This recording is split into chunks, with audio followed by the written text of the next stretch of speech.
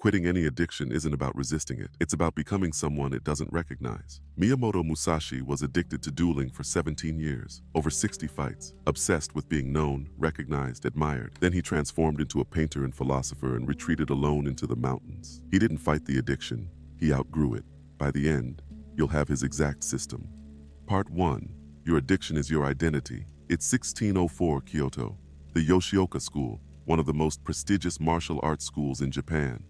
Musashi challenged them. They sent their best fighter. He killed him. They sent another. He killed him too. Then they sent dozens of their students at once. Musashi killed them all in a single day. He couldn't stop. Every fight fed the same need: to be known, to be feared, to prove he was undefeated. And here's what nobody tells you about that massacre. It reinforced everything. It made his identity stronger, not weaker. Because that's what addiction actually is. It's not a habit you picked up, it's who you currently are. Musashi wasn't someone with a dueling problem. He was a duelist. That was his entire identity for 17 years. Every decision, every move, every thought filtered through that lens. I am the undefeated warrior. Fighting wasn't something he did, it was the core of who he was. And your addiction works the exact same way. You think you're trying to quit lust. But right now, you are someone who uses sexual stimulation to regulate emotions. That's your identity. I handle stress through release. I reward myself this way. I escape uncomfortable feelings through sexual dopamine. That's not weakness. That's structure. That's who you currently are. Same with social media. You're not trying to quit your phone. You are someone whose identity includes being constantly stimulated and connected. Your current identity is, I am the person who knows what's happening. I exist through validation. I can't tolerate boredom without reaching for my phone. And here's the critical insight that changes everything. Trying to quit an addiction without changing your identity is impossible. You're not removing a bad habit. You're trying to remove a core feature of who you are. That's like trying to stop breathing. You've been trying to use willpower to fight yourself. You can't fight yourself and win. You've been told, just stop, be stronger, resist the urge.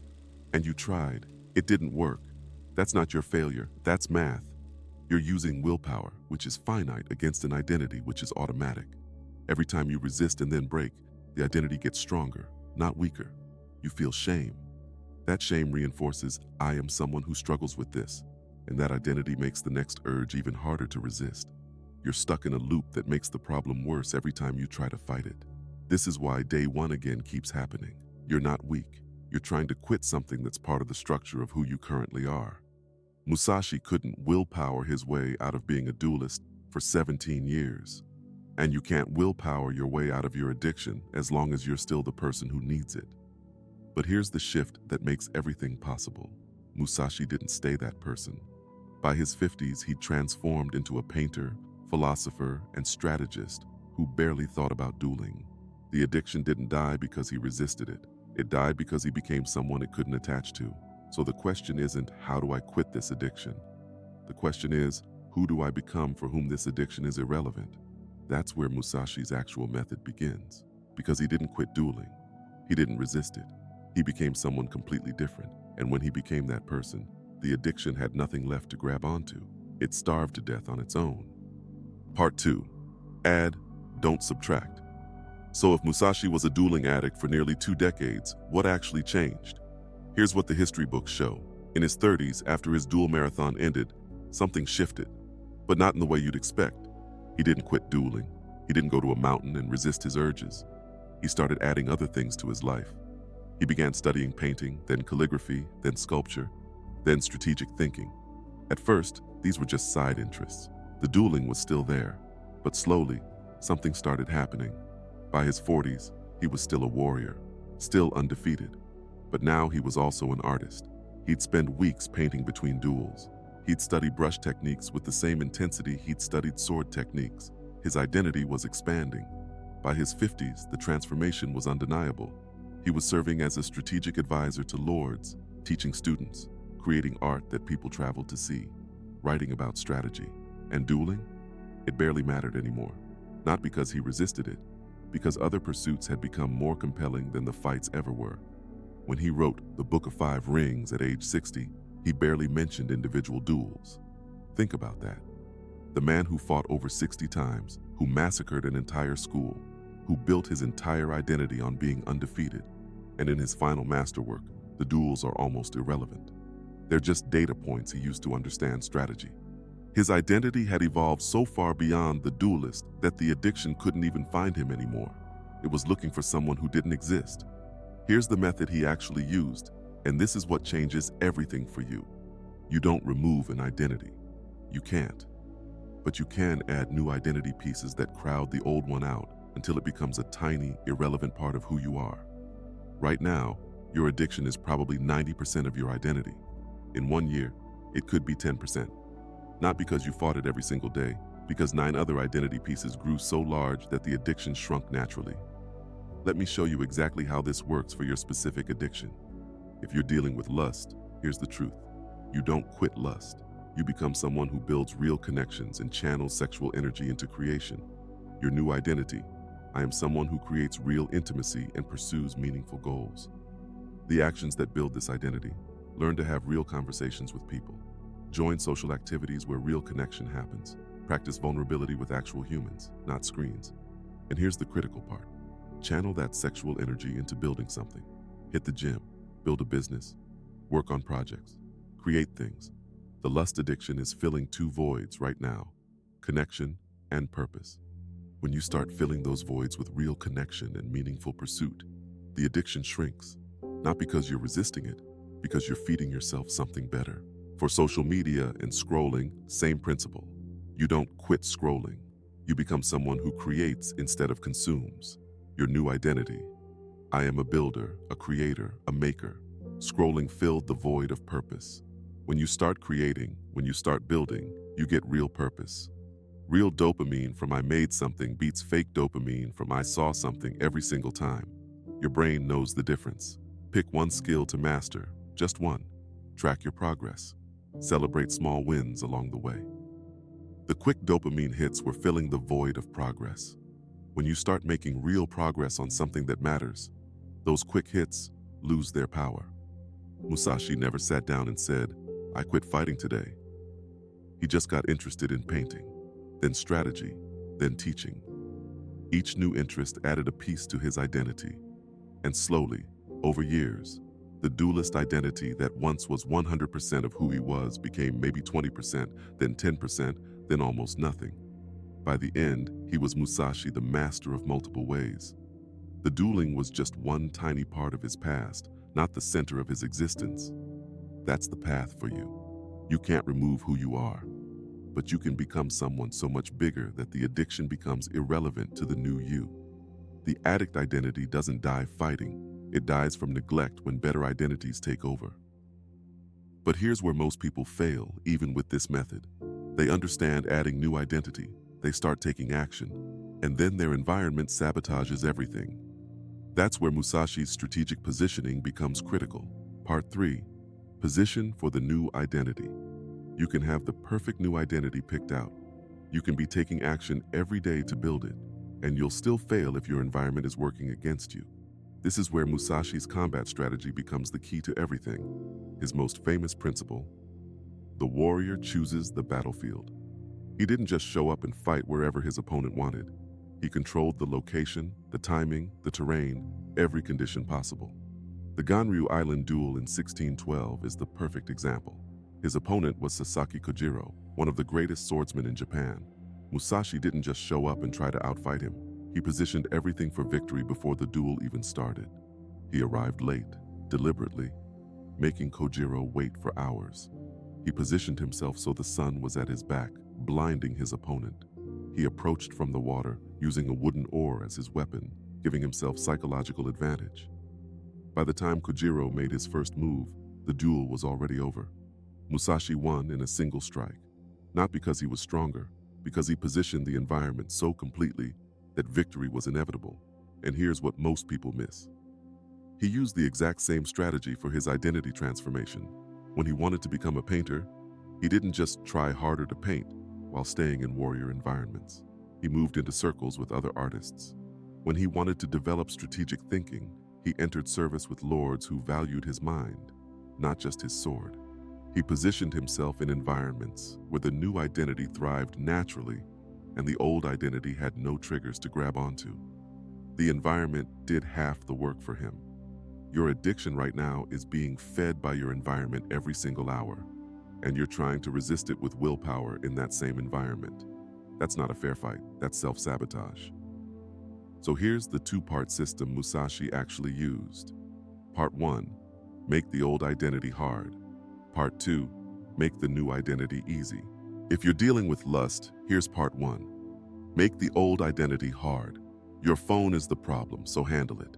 Delete any apps that trigger you. Turn on screen time limits. Switch your phone to grayscale mode. This alone kills 80% of compulsive phone use because color is what triggers dopamine. On social media, unfollow anyone who triggers you. Instagram models, certain TikTok content, specific subreddits. Your algorithm needs a reset, and this one matters more than you think. Tell one person, just one. Secrecy feeds addiction. The moment you make it visible to someone you trust, it loses half its power. That's part 1. Now part 2, make the new identity easy. Join one real-world social group this week. Sports, hobby, volunteer work, anything where real humans interact. Schedule one coffee or meal with a real person every week. Practice talking to strangers, grocery store, gym, anywhere. You're building social muscle that's been atrophying, and channel that sexual energy into creation. Make it easier to hit the gym than to relapse. Put your gym clothes out the night before. Make it easier to work on a project than to scroll. Keep your creation tools more accessible than your distraction tools. For social media and scrolling, part 1, make the old identity hard. Delete social apps from your phone completely. Keep desktop-only access if you need it for work. Set app limits to 30 minutes total per day and require a password to extend it. Part 2, make the new identity easy. Put creation tools where social apps used to be. Notes app on your home screen. Voice memos. Camera. Join creator communities instead of consumer communities. Find the Reddit for your craft. The Discord for builders in your field. Schedule creation time in the exact slots you used to scroll. Morning coffee used to mean Instagram. Now it means writing 200 words. Lunch break used to mean TikTok. Now it means adding one feature to your project. Part 4, the 60-second interrupt. You've built the new identity. You've positioned your environment. And then it happens. You're sitting there, doing fine, and suddenly the urge hits. 3 seconds later, you're already reaching for your phone or opening the browser.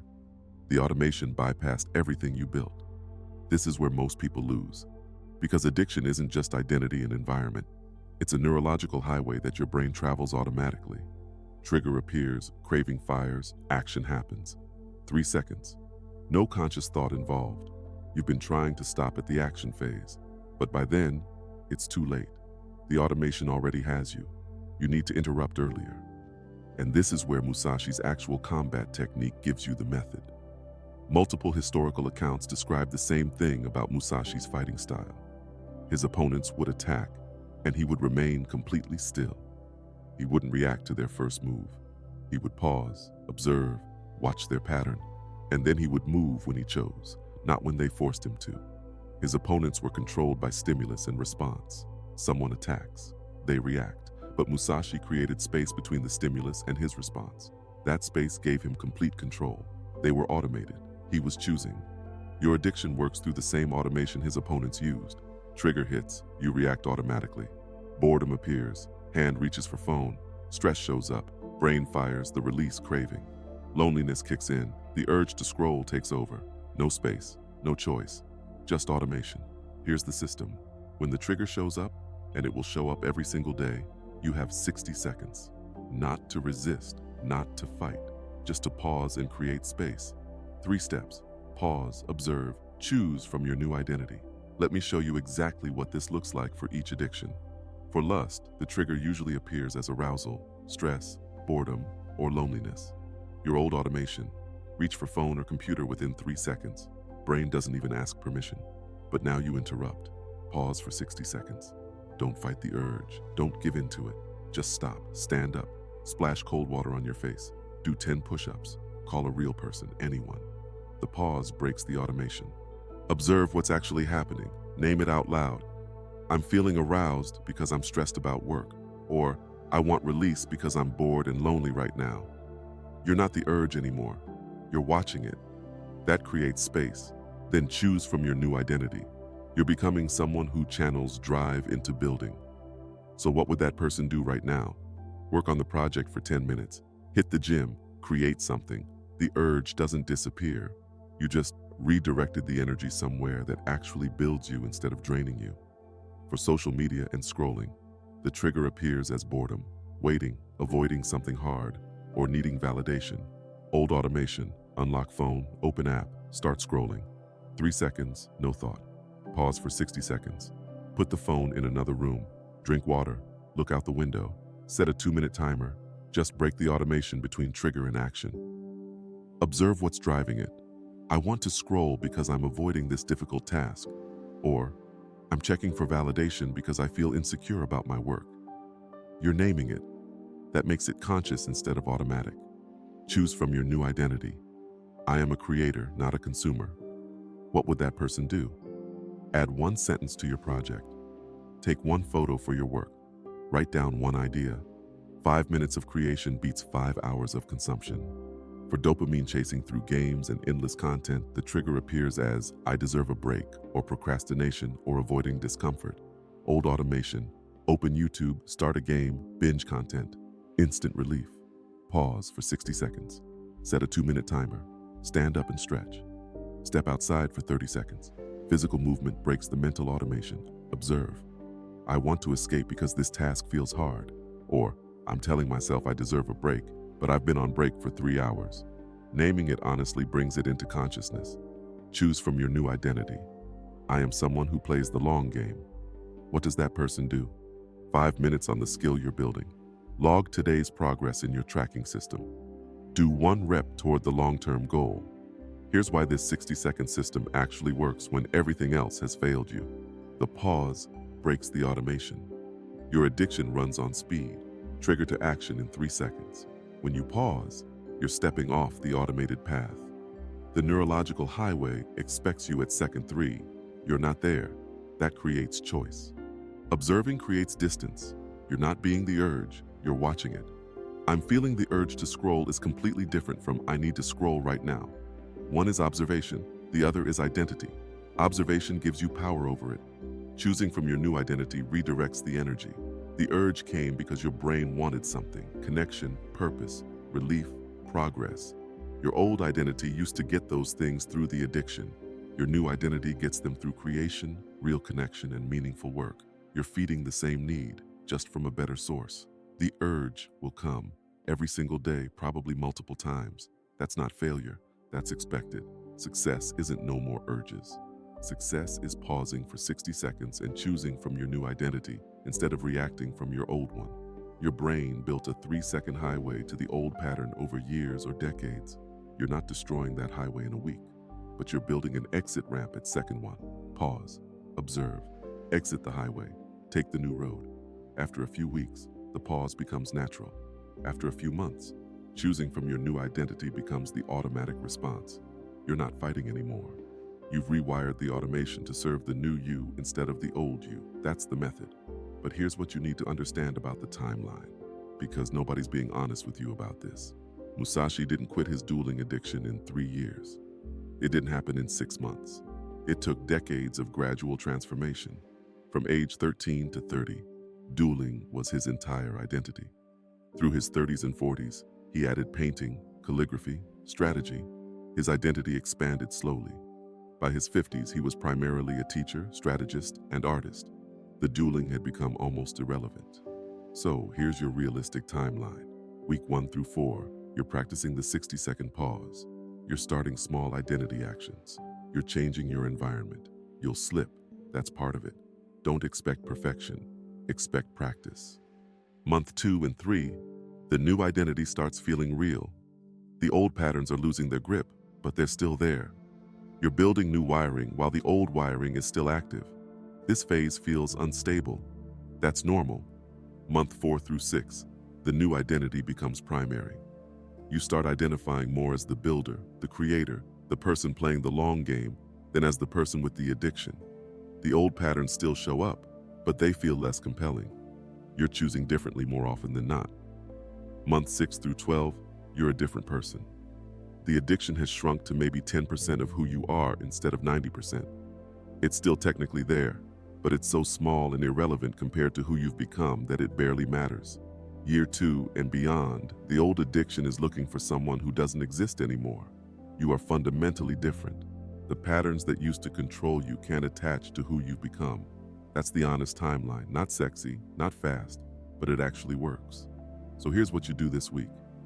Pick one addiction to focus on. Just one. Don't try to fix everything at once. If it's lust, your new identity is, I am someone who builds real connections and creates.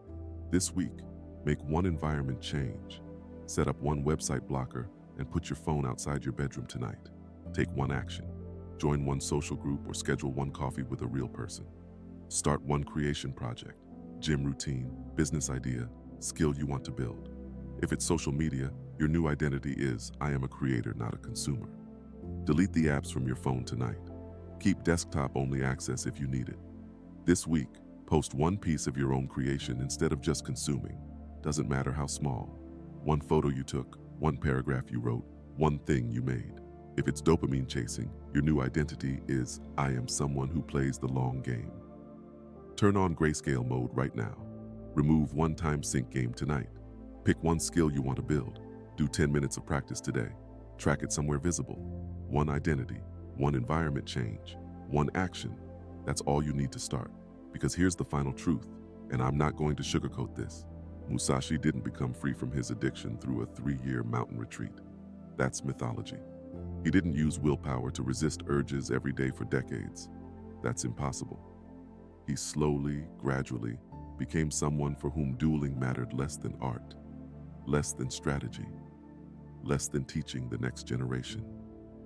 The addiction didn't die through force. It starved to death because he became someone it couldn't feed on anymore. You can't quit as who you are right now, but you can become someone the addiction doesn't fit. That transformation is available to you starting today. And if you want to learn even more, check out our free newsletter, link in the description.